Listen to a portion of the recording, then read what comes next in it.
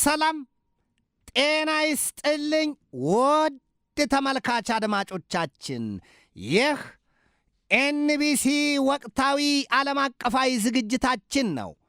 በዛሬው ዝግጅታችን የሩሲያው ፕሬዚደንት ቭላዲሚሮቪች ፑቲን ከዩክሬን የግድያ ዛቻና ዝግጅት አለ በሚል ሳምንታትን በምድር ከርስ ማሳለፋቸውን የሚገልጽ ዜናና ክሬምሊን የሰጠውን ምላሽ እንዲሁም የሩሲያው ፕሬዚደንት ቭላዲሚር ፑቲን በቅጽል ስማቸው ቢውቸር ኦፍ ቡቻ የሚባሉትን ሰው የሩሲያ ኤሮስፔስ ዋና አዛዥ አድርገው መሾማቸውን፣ ከሩሲያ ጉዳይ ሳንወጣ ሩሲያ ዘወትር ግንቦት 9 ቀን በአውሮፓውያኑ የምታከብረውን የድል ቀኗን በተመለከተ በሩሲያና በዩክሬን መሪዎች መካከል ከባድ የዛቻ መልእክት መለዋወጣቸውንና የአውሮፓ መንግሥታት ደግሞ ከሩሲያ ጋር ቀጥተኛ ውይይት ለማድረግ ማጉተምተማቸውን ወዲያ የአሜሪካው ፕሬዚደንት ዶናልድ ትራምፕ ለአውሮፓ ኅብረት አንድም ከስምምነት ይደርስ ዘንድ አሊያም ግዙፍ መጠን ያለው የቀረጥ አበላቸውን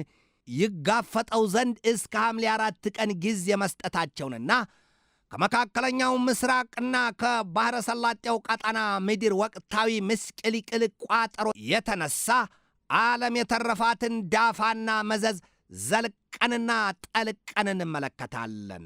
እስከ ዝግጅቱ ፍጻሜ ድረስም አብራችሁኝ ትዘልቁ ዘንድ የአክብሮት ግብዣዬ የአየር ሞገዱን ሁሉ አሳብሮ ከልባችሁ ይድረስ የምላችሁ አዘጋጅቼ የማቀርብላችሁ ትዕግስቱ በቀለ ነኝ።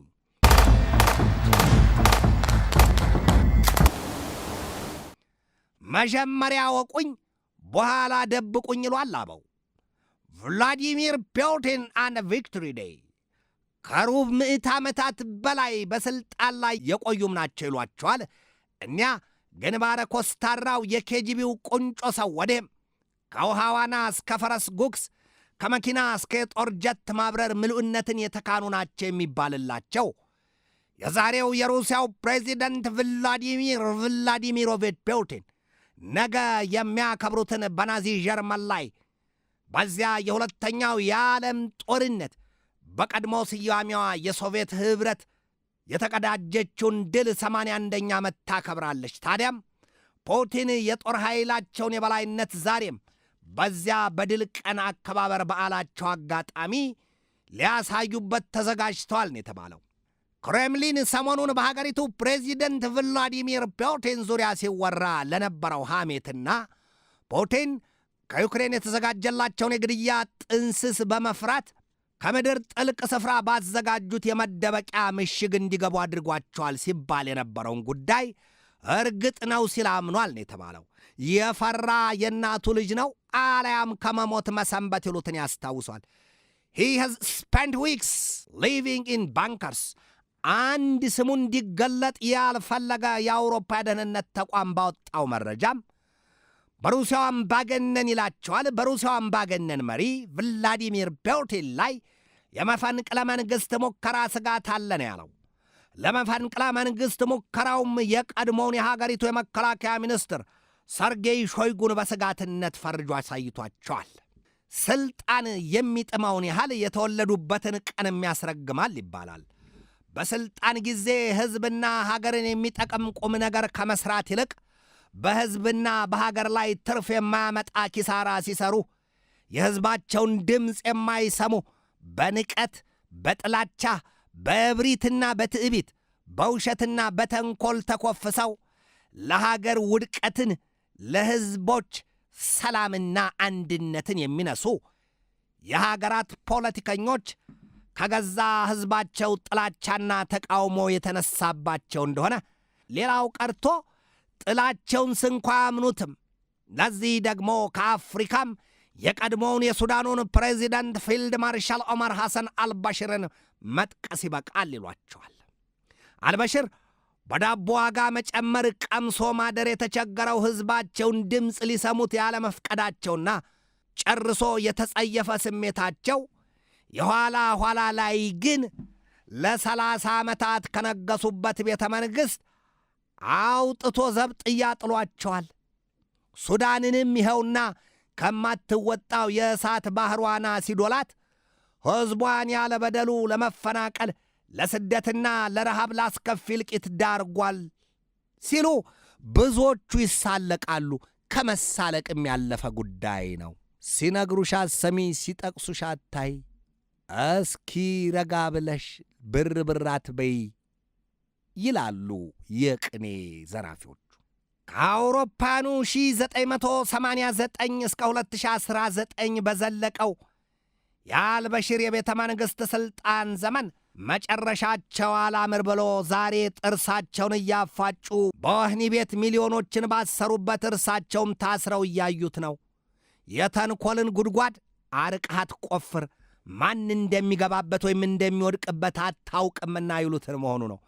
እንደ አውሮፓውያኑ አቆጣጠር በየካቲት 1944 በሱዳን ሆሽዋድ ባንካ የተወለዱት ሰው እስከ ፊልድ ማርሻል የዘለቀ የወታደራዊ ማዕረጋቸውና እስከ ፕሬዚደንትነት የሄደው የፖለቲካ ሥልጣናቸው ከሞት በፊት ሌላ ሞትን የሆነባቸውን የእስራት ጽዋ ሰፍነጉን እያስጨለጣቸው ነው በሚል ብዙዎች ይሳለቁባቸዋል። ብዙዎች ግን ከኒያ ሰው ከፊልድ ማርሻሉ ከፕሬዚደንቱ ኦማር ሐሰን አልባሽር ዛሬም ነግበኔን እንዲያስቡ አላደረጋቸውም ነው የሚባለው። ታዲያ ከ25 ዓመታት በላይ በከፍተኛ ሥልጣን እርከን ላይ መቆየታቸው የሚነገርላቸው የሩሲያው ፕሬዚደንት ቭላዲሚሮቪች ፑቲን ሰሞኑን የሚወጣባቸው መረጃ ሁሉ ከገዛ የቅርብ ሰዎቻቸው ሳይቀር ጥላቻና ተቃውሞን የሚያንጸባርቅ ሆኗል ነው የሚባለው።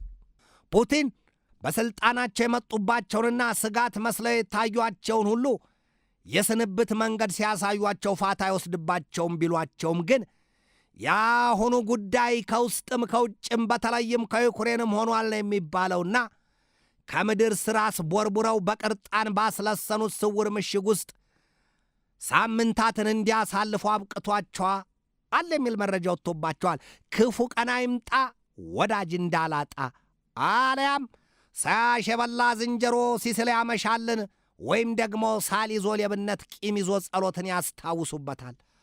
ፑቲን ዛሬ በወጣባቸው መረጃ ደግሞ የወደዱትን ሲያጡ የጠሉትን ይቀላውጡን፣ አልያም የቸገረው ዱቄት ከነፋስ ይጠጋልን ያደረጋቸውን ነገር ፈጽመዋል የሚል ዜና ተነግሮባቸዋል። ያውም ሲበዛ ጨካኝ ናቸው የሚባልላቸውን ሰው እኛን በቅጽል ስማቸው ቦቸሮፍ ቡቻ የሚባሉትን በቀደመው የወታደራዊ ማዕረጋቸው ሌፍትናንት ኮሎኔል አዛትቤክ ኦሙርቤኮቭን በዛሬው ማዕረጋቸው ጄኔራል አዛትባክ ኦሙርቤኮቭ መሆናቸው ነው ለሀገሪቱ ወይም ለሩሲያ ኤሮስፔስ ኃይላቸው ዋና አዛዥ አድርገው መሾማቸው ተሰምቷል። በፑቲንና በሀገራቸው ጉዳይ ይሄ ዜና ሲሰማ የአውሮፓ መሪዎች ደግሞ በራሳቸው ተነሳሽነት ከፑቲን ጋር ለመስማማት የማለማቸው ዜና ተነግሯል። ይህንን መረጃ ያወጡት የተናገሩት ደግሞ የአውሮፓ ምክር ቤት ፕሬዚደንቱ አንቶኒዮ ኮስታ ናቸው። የቸገረው እርጉዝ ያገባል፣ የጨነቀው ደግሞ እመጫት ይላሉ ኢትዮጵያኑ በውስጥ ወይራቸው ልምጭ ሲሸነቁጡ። እውን አውሮፓኑ ከፑቲን ጋር በራሳቸው ተነሳሽነት ሰላም ይፈጠራል ብለው አምነውበት ይሆን ወይስ ሥራ ከምፈታ ልጄን ላፋታ ይሉትን እንደሆነው ብሂል ምን ማለታቸው ይሆን? ለዚያ ተነሳሽነታቸው ደግሞ በሞስኮው ላይ ግፊቴን አበረታለሁ ያሉት እኛ ኮሜዲያኑ ወይም ደግሞ አሁን ዩክሬንን በፕሬዚደንትነት እየመሯት ያሉት ሰው ቮሎዲሚር ዘለንስኪ ናቸው። European Union leaders are preparing for potential negotiations with Russian dictator Vladimir Vladimirovich Putin ይላል የወጣው መረጃ።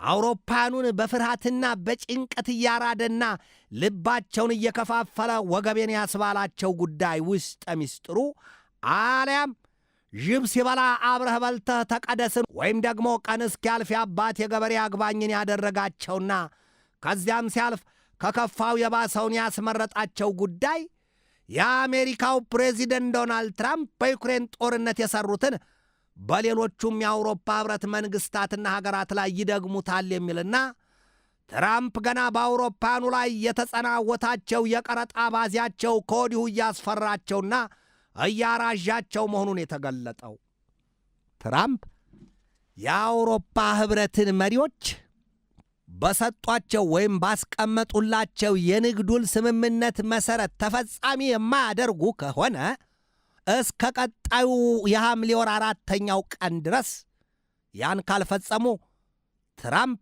እጅግ ከባድ የተባለ የቀረጥ አባዜያቸውን ሊያወርዱባቸው ወይም ሊያከናንቧቸው አስጠንቅቀዋቸዋል ነው የተባለው።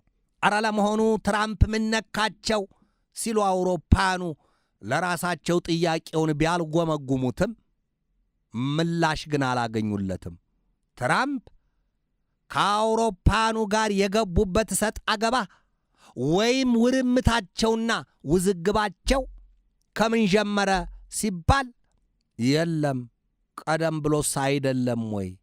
ትራምፕ በመጀመሪያው ዙር የምርጫ የ4 ዓመት የሥልጣን ዘመናቸውም ጊዜ አጥሯቸው አልያም ለመናገር ሲያቆበቁቡ ሁለተኛውን ዙር የምርጫ ዘመናቸውን እንደሚያሸንፉ አስልተው በዚያው ዘመን ማቆየታቸው ካልሆነ በስተቀር ለአውሮፓውያኑ የተኛ ልብ አልነበራቸውም ይሏቸዋል። ታዲያ አሁን በሁለተኛው ዙር ከ4 ዓመታት ፋታ በኋላ ወደ ዋይት ሃውስ ሲመለሱ ትራምፕ አውሮፓውያኑን ቀድመውም በቀረጥ አለንጋቸው ይገርፏቸው ነበረና አሁን ደግሞ ሌላ ምክንያት አግኝተዋል። በኢራን በገቡበት ጦርነት ትራምፕ ኔቶም ይሁን የአውሮፓ ኅብረት አባል ሀገራቱ አልደገፉኝም። ትራምፕ እኮ በኢራን ጦርነት ሲያውጁ ከእስራኤሉ ጠቅላይ ሚኒስትር ቤንያሚን ኔታንያሁ ውጭ ያዋዩት ወይም ያማከሩት ሰው አልነበረም። ታዲያ አውሮፓውያኑ ባልሰሙት በማያውቁት ጦርነት እንዴት ይግቡ? ወዲህ በዩክሬን አገባሻለሁ ሁሉ ለአገባሽ ከባልሽ ወደ አትባባሽን ያደረጋቸውን የቃላት ንዝርንዛቸውን በፑቲን ላይ ሰንዝረዋልና ፑቲን ዩክሬንን እያላመጡ ቆይተው አንድ ቀን ዋጥ ስልቅጥ አድርገው በዚያ ቀጠና ያሉትን ወይም በባልካን ቀጠናና በምስራቅ አውሮፓ ቀጠና ያሉትን የቀድሞዋን የሶቪየት ኅብረት ግዛቶች የነበሩትን ዛሬ በሀገርነት ያደራጇቸውን ሁሉ በጉያቸው ካደረጉ በኋላ የአውሮፓን ሀያላን መንግሥታት ሳይቀር በጋዝና በነዳጅ ዘይት ሀብታቸው ማዕቀብ ሸንቁጠዋቸዋልና ሥራቸውን አኮማትረውታልና እነዚያን ሀገራት ሳይቀር ሳይደፋፍጧቸው አይቀርም። ፑቲን ያንን አልመው የለም ወይ ይሏቸዋል። አውሮፓውያኑ ከሁለት ያጣ ሆነዋል። ወይ ወልጄ አልሳምኩ ወይ መንኩሼ አልጸደቅሁ። ከሁለቱም ያጣ ሆነዋል። አውሮፓውያኑ ያላቸው ምርጫ ምን ሊሆን ነው? እውን ፑቲንን በዘለንስኪ ጫናስ አሳምነዋቸው ለድርድር ፊት ለፊት ያስቀምጧቸው ይሆን? ሰማይና ምድር ተሳሳሙ ማለት ነው ሲሉ የተሳለቁባቸው ብዙዎች ናቸው። ትራምፕ ጊቭስ ዩሮፒያን ዩኒየን አንቲል 4 ጁላይ ቱ ኢምፕሊመንት ትሬድ ዲል ኦር ፌስ ማች ሃየር ታሪፍስ። ዶሮ ብታልም ጥሬዋን ይሏል አበው። አሊያም የምታሸንፈውን ቢሉት ባል ሚስቱን ሰቋን አንቆ ቀጠቀጣት ይሉትን ያስታውሷል። ትራምፕን በአውሮፓ ኅብረት መሪዎች ላይ የወዳጅነታቸውን ያህል በጥላቻ እያንዘረዘረ ያቆማቸው ደግሞ በኢራን በያዙት ጦርነት ራስህ ተወጣው ሲሉ አውላላ ሜዳ ላይ ጥለውኛል በሚል ነው። የልጅ ነገር 2 ፍሬ አንዱ ብስል አንዱ ጥሬ ይሏል አበው። ታዲያ የቸገረው ዱቄት ከነፋስ ይጠጋልን የሆነው የአውሮፓ ኅብረት ከሩሲያው ፕሬዚደንት ቭላዲሚሮቪች ፑቲን ጋር ለመስማማት መንገድ ማማተሩ ምን ያመጣለት ይሆን? ወይስ ምን ጠብ ያደረግለት ይሆን?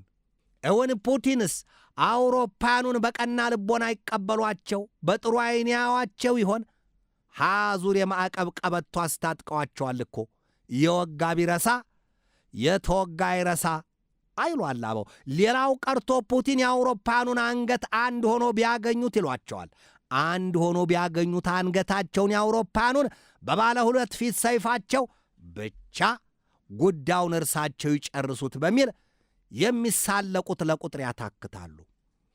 ፑቲን ዘወትር ሀገራቸው ግንቦት 9 የምታከብረውን ሶቪየት ኅብረት በጀርመኑ ናዚ ላይ የተቀዳጀችውን ድል ለማክበር በተዘጋጁበት አጋጣሚ ዩክሬን ሌላ የስጋት መርዝ በጥብጣላቸዋለች። ያውም የውጭ ሀገራት መሪዎችና ተወካዮች እንዲች ብለው በሩሲያ የድል በዓል አከባበር ላይ ሞስኮ እንዳይገቡ ብላለች። ዛሬ ጠዋት ማለዳ ላይ የወጣ መረጃ ነው። የፈሩት ይደርሳል፣ የጠሉት ይወርሳል፣ አሊያም የናቁት መንገድ ከሀገር ያወጣል ይሏል። ይሄ ነው ይላሉ ብዙዎች። ዩክሬን በዚያ የሞስኮው ቀዩ አደባባይ ሀገር ሰላም ብሎ በታደመው የሩሲያና የወዳጅ አጋር አባር ሀገራትና ሕዝብ ወይም ፖለቲከኞች ሁሉ ላይ የእሳት አበላዋን ብትደፋውስ 40 ነው ከሚሉኝ 40 ቀን ልጓዝ አሊያም ጎመን በጤና ይሏል አበው። በቀጥታ ወደ መካከለኛው ምስራቅ ቀጠና ወቅታዊው የፖለቲካ ምስቅልቅል ቋጠሮና ጨቀጨቅ ጉዳይ አልፋለሁ። ሄር ትሪገር ሄርሚውዝ ኢራንና አሜሪካ ትናንት በኬሽም ወደብ የሚገኙትን የኢራንን ወደቦች ባንዳር አባስና ሌሎች ስፍራዎችን ክፉኛ ያስደበደበ ግጭት ውስጥ ገብተዋል። ኢራን በበኩሏ በሚሳይሎቿና በሰው አልባ የጦር አውሮፕላኖቿ ወይም ድሮንስ ወዲያም በፈጣን አጥቂ ጀልባዎቿ አረባርባ በሦስት የአሜሪካ የጦር መርከቦች ላይ ጥቃት ሰንዝራለች ነው የተባለው። ትራምፕ ምንም ጥፋት አልደረሰብንም ሲሉ ቢያጣጥሉትም በዚያ በትናንትናው የፋርስ ባሕር የሆርሙዝ የውሃ ወሽመጥ ውጊያ ሂደት ታዲያ የቻይና የነዳጅ ጫይ መርከብ መመታቱም ነው የተሰማው። የማታ ቆሻሻ ከመንካቱ የማነካካቱ በነካካው ጂሃንንም ንካው ይላሉ። አሁን እንግዲህ ትራምፕ ሰሞኑን ከትናንት በስቲያ እንዳሉት በኢራን ጦርነቱ ሳይሆን የሚበጀውና የሚያዋጣው ወደ ስምምነት ተመልሰናል፣ በጣም ጥሩ ድርድርና ውይይት እያደረግን ነው ብለው ነበር ትራምፕ።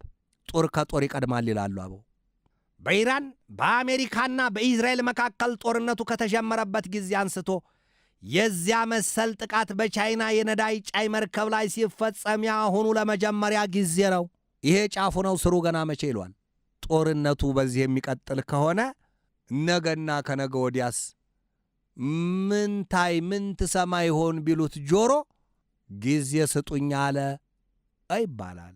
የቻይናዋ የነዳጅ ጫይ መርከብ በእሳት መያያዟ ሲነገር ይህንን ዘገባ እስካጠናቀርሁበት ጊዜ ድረስ ግን በመርከቢቱ ውስጥ ካሉት ሰዎች ላይ ስለደረሰው ጉዳት የወጣ መረጃ አላገኘሁም። በቀጣይ ሳምንት በአሜሪካና በቻይና ፕሬዚደንቶች መካከል ይካሄዳል ተብሎ በሚጠበቀው የውይይት ሂደት ቻይና የኢራንን ጉዳይ ቅድሚያ የማድረጓ ነገር ሲሰማ፣ አሜሪካ ደግሞ የታይዋንን ደሴት ጉዳይ ማለቷ ጉዳዩን ለአፈግም አፍንጫ ድፍን ያዝለታልን አድርጎታል ነው የሚባለው። ከወዲሁ ትችቱ በርትቶበታል። ያልበላውን ያካል ይላሉ ኢትዮጵያኑ። አሜሪካ የታይዋን ደሴት ጉዳይ ይህን ያህል የመቀመጫዋ ላይ ሾክ ሆኖባታል ወይስ ከጉሮሯ ላይ የተሰካ የአሳ ጥንት ሆኖባት ይሆን ወይ? ይህንን ያህል የታይዋንን ደሴት ቅድሚያ አጀንዳዋ ያደረገችው ስንት ጉድና ጉዳይ አለ አይደለም ወይ? አሜሪካን ፈርስት ባይዋ አገር እውን በቀጣው ሳምንት የቻይናው ፕሬዚደንት ሺ ጂንፒንግና ፕሬዚደንቷ ዶናልድ ጄ ትራምፕ በቤጂንግ ተገናኝተው ሲመክሩ የሚያስይዙት አጀንዳ ጉዳይ አጣጥሟቸው እስከ ቆረጡት ሰዓት ድረስ ያዘልቃቸው ይሆን ወይ? ልናይሽ መተና አልይሏሉ ኢትዮጵያኑ አበው። ልጄ ጭራት በላ ቢለው ልናይ ኋላ ሲል መለሰለታሉ። ነገር በምሳሌ ጠጅ በብርሌ። የአሜሪካው ፕሬዚደንት ዶናልድ ትራምፕ በዚህ ወቅት ከገዛ ሕዝባቸው በተለይም እንደ ጂሚ ኪሜልን መሰሎቹ ወዲያም የዴሞክራትና የሪፐብሊካን አካላትም ሳይቀሩ የትራምፕን ግብር የመጸየፋቸው ዜና እየወጣ ነው ይሏቸዋል። በኢራን የገቡበት ጦርነት ኢራን ቢያዋታት በእጅ ብታይ በእጅ ምን ሆናባቸዋለች? ቀድሞ አሜሪካ በኢራቅ እንደገቡበት ጦርነት ሳይሆን የኢራን ጉዳይ ፋርሳዊት ናት። በፍጹም ብረት አይደለሁም ብለው ቢሸሿት እንኳ ማግኔት ሆና ትጣበቃለች ኢራን። አልሆነም። የመፍትሄ ያለህ ነው የሚባለው። ወዲያ ማዶ ሄዶ ዲቡን ነቀነቀው፣ ሲወርድ ወረደና ሲመለስ ጨነቀው ይሏል አበው። የኢራን ካታም አልአንቢያ ባወጣው የዛሬ መግለጫው አሜሪካ የተኩስ አቁም ስምምነቱን ጥሳለች ነው ያለው። ከእንግዲህ በኋላ ያበጠው ይፈንዳ ይሉትን ያስታውሷል። በኢራን በኩል ያለው አቋም ይሄ ሆኗል። ወዲህም የአሜሪካ ሕግ አውጮች ፕሬዚደንታቸውን ክፉኛ ይወረምቷቸው ይዘዋል ነው የሚባለው። አሜሪካ ለእስራኤል የምታደርገውን ድጋፍ ሁሉ ታቆም ዘንድም የአሜሪካው ሴናተር ጠይቀዋል። ዩናይትድ ስቴትስ ኦፍ አሜሪካን ሴናተር ኮንደምስ ኢስራኤል ኦፕሬሽን ኢን ሌባኖን ኦርጅስ አንድ ቱ ዩናይትድ ስቴትስ ሚሊተሪ ኤድ። የአሜሪካ ሕግ አውጮች ከዚያም ውጪ ፕሬዚደንቱ በእስራኤል የኒውክሌር ጦር መሳሪያ ጉዳይ ዝምታቸውን ይሰብሩ ዘንድም ማወትወታቸውን ይዘዋል ነው የሚባለው። ትራምፕ ግን የዝሆን ጆሮ ይስጠይ ብለዋል ይሏቸዋል። ቻይናም ብትሆን ዛሬ በወጣ መረጃ ለኢራን ያደላው ልቧ ታይቶባታል ነው ያለው። አሁን ዓለም በባህር ላይ ጦርነት ውስጥ የገባችበት ጊዜ ሆኖ ይታያልም ይላሉ። በባህር ላይ ለሚፈጸመው የሀገራት የንግድ መርከቦች ጥቃትና ውድመት ግን ኢንሹራንስ የሚጠይቅም ሆነ የሚከፍል ባይታወቅም በዚያ የባህር ላይ ጉዞ ግን በከፍተኛ ደረጃ የእንቆቅልሹ ቋጠሮ ለፈች ቸግሯል።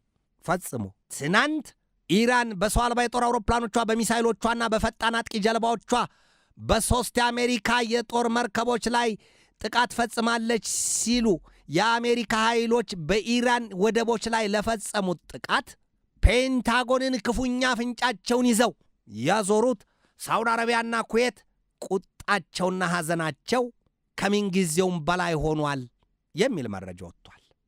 ያውም ሁለቱ ሀገራት ሳውዲ አረቢያና ኩዌት በፔንታጎን ላይ ተቆጥተውና አዝነው ብቻ አልቀሩም። የጦር ማዘዣ ሰፈሮቻቸውን፣ የአየር ክልሎቻቸውን ሁሉ ለጊዜው ዘግተዋል፣ ከልክለዋታል አሜሪካን የሚል መረጃ ወጥቷል።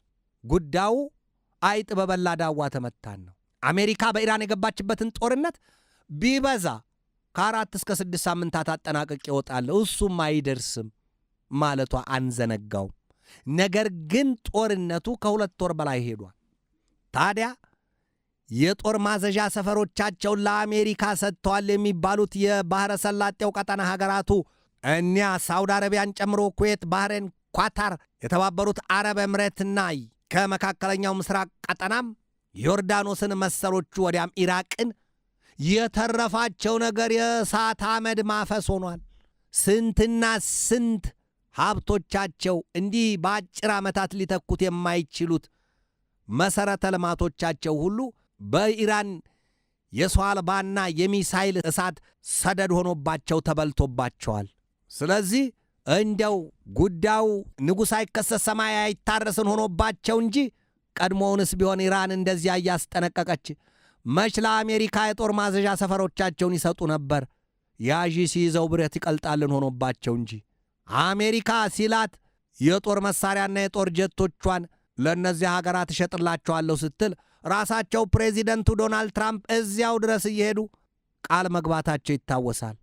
ለካን ትራምፕ ያቀዱት የወደፊት ትልማቸው ይኖሯል፣ ኢራንን ለመውጋት። ኢራንን ሲወጉ ደግሞ በእነዚያ ሀገራት የጦር ማዘዣዎች ጦራቸውን አከማችተው ከዚያ እየተነሱ ነበር። ዛሬ ያ መሆኑ አሜሪካ በኢራን ከገባችበት ጦርነት ቶሎ አጠናቃ መውጣት ባለመቻሏ ሳውዲ አረቢያም፣ ኩዌትም፣ ኳታርም ሌሎቹም ባይገልጡት እንጂ ብሶቱና ንዴቱ አጡዟቸው የለም ወይ? ያልነካቸውን የእነሱ ያልሆነውን የማይመለከታቸውን ጦርነት ተጋፍጠዋል፣ እየተዋጉ ነው። ኩዌትና ሳውዲ አረቢያ የአየር ክልላቸውን ትናንት ዝግት አድርገውባታል በአሜሪካ ላይ። በፍጹም የጦር ሰፈራችንን አትጠቀሚም፣ ማር ሲበዛ ይመራል። ኢራን በአሜሪካና በኢዝራኤል ላይ ከፍተኛ ገድል የፈጸመችበትንና ታላቁን የድል በዓሏን በቅርቡ ታከብራለች ሲሉ የሀገሪቱ ተቀዳሚ ምክትል ፕሬዚደንት መሐመድ ረዛ አሪፍ ቃል በቃልም ይህንን ብለዋል። እነሆ ኢራን ዊል soon celebrate great victory in war against United States of America and Israel። የአሜሪካው ፕሬዚደንት ዶናልድ ትራምፕ በበኩላቸው ኢራን ፈጥና የስምምነቱ ብትፈርም ይበጃታል ሲሉ አስጠንቅቀዋታል። እንግዲህ ሁለቱም እያስፈራሩ እያስጠነቀቁ ነው የሚል መረጃ ወጥቷል። በዚህ ውስጥ ግን ዓለም ምጥና ጣር ውስጥ የዶላርን የነዳይ ዘይትና የጋዝ ዋጋ ወይም እጥረቱን ከዚያም ውጭ የማዳበሪያ እጥረት ይሄ ሁሉ ገጥሟታል። በዚሁ ከቀጠለ ጦርነቱ እንደዚሁ ከባሰና ከሄደ ረሃብስ በብዙዎቹ ሀገራት ስላለመከሰቱ ምን ማስተማመኛ አለ የሚሉትና የሚጠይቁት ደግሞ ብዙዎች ናቸው። የውሻን ጥርስ ባጥንት ይፈሩታል። የሆርሙዝ የውሃ ወሽመጥ የመዘጋቱ ጉዳይ አሜሪካና ኢዝራኤል የኒውክሌር ጦር መሳሪያ አትታጠቃትም ሲሉ ጉድ ሊሰሯት ጣምራ ፈጥረው ጦርነት በከፈቱባት ኢራን ምንም ያመጣው ነገር የለም። ኢራን በኒውክሌር ጦር መሳሪያዋ ጉዳይ እንደማትደራደር ዝግ አድርጋለች። አሁን ዩራኒየም የማብላላት ስራዋንም ለድርድር የሚቀርብ ሉዓላዊ ጉዳይ አይደለም፣ የሉዓላዊነት የመገለጫ ነው። ይህንን የሚከለክለኝ ማን ነው ስትል ማጅራቷን አደንድና ጡንቿን አፈርጥማ ቆማለች። ዛሬም ፋርሳዊቷ ሀገር ምንድን ነው ምስጢሯ? መመዘን የተሳናቸው ይመስላቸው ይሆን? ሁለቱ ሀገራት በአስከፊ ጦርነት ውስጥ ገብተዋል። የተኩስ አቁም ስምምነት ይባላል፣ የቀን ገደብ እንኳን ያልተቆረጠለት። ውይይት ላይ ነን፣ ድርድር ጀምረናል። ነገር ግን በማግስቱ ወይም ሌሊቱን በእሳት አለንጋ ሲጋረፉ ማደር። እውነት የታለሽ? አረ እውነት የት ደረስሽ? ምድርና እውነት ተለያይተዋል። ዓለምና ሰላም ተቃቅረዋል። ቀድሞ ነገር እጅ ለእጅ ላይ ጨባበጡ ተማምለዋል። ሰላም፣ እውነት፣ ፍትህ የት ናችሁ? የት ደረሳችሁ? ዓለም ከሰላም ይልቅ ጦርነትን፣ ከአንድነት ይልቅ መከፋፈልና መለያየትን፣ ከፍቅር ይልቅ ጥላቻን ያንን መርጣ የምትገሰግስበት ሰፊዋ ሻል ጠቧታል። መድረሻዋ የት ይሆን? ቅርብ ወይስ ሩቅ? የሰላም ጉዳይ የሰላም ሐዋርያ ሆኖ በዚህ ዘመን ብቅ የሚል ማን ነው? አረ የእውነት፣ አረ የሰላም ያለህ፣ አረ የፍትህ ያለህ። ዓለም አፍ አውጥታ እንደ ሕፃን ብትጮህ ፖለቲከኞች እንደ አባት ሆነው ድምጿን ሰሙት ወይ? ውድ ኤንቢሲ ተመልካች አድማጮቻችን የዛሬን በዚህ ተሰናበትኳችሁ። ቀጣይ ሰኞ በሌላ ርዕሰ ጉዳይ እጠብቃችኋለሁ። እስከዚያው ከልባችን እስከ ዓለማችን ሰላም ተመኘሁ። በድጋሜ ሰላም።